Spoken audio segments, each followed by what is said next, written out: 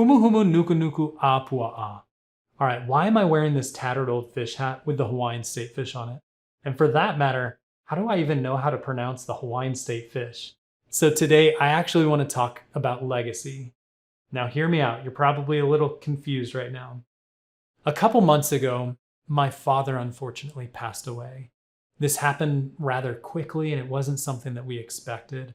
And so, as I spent time writing his eulogy and thinking about who he was and how we remember him, now this was just a little practical representation of how we remembered him, and was one of the few things I asked if I could keep from my mother, because we loved Hawaii and he loved fishing. But one of the biggest parts of his true legacy was the way that he prayed for people.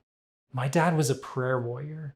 He was someone who was constantly praying for people, checking in on people, and spending time with people to know about who they were, their hearts, and how he could love them and pray for them. He had an app on his iPad that he put all his prayer requests, and within the last 10 years alone, he had over 1,500 prayer requests. And that was something that really challenged me. There were times in his retirement where I honestly looked back and I wondered why he felt so busy. Like me working on my business, me spending time with my wife and 3 kids, trying to build a family, a life, all these different things made me feel very busy. And I was always shocked when my dad would tell me that he felt busy. But looking back now, I can see how much time he invested with the Lord in prayer and really pursuing the Lord for people. My hope is that you would spend some time and really think through what legacy you actually want to have.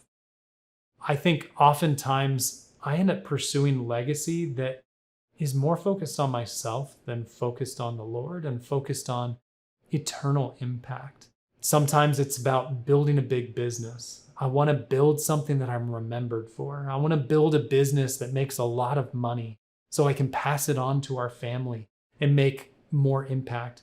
There's so many things that I want to do, even creating videos. Sometimes I want it to be so that I'm known rather than just making impact and sharing the love that God has poured into me and pouring it out on others. What is the legacy that you want to have that when you get to heaven and you hear, "Well done, my good and faithful servant," that you can look back and see this amazing journey that you had doing so many things for the Lord, thinking of eternal kingdom impact and not just what would bring you glory now. So remember my dad, remember this hat, and think about your legacy this week.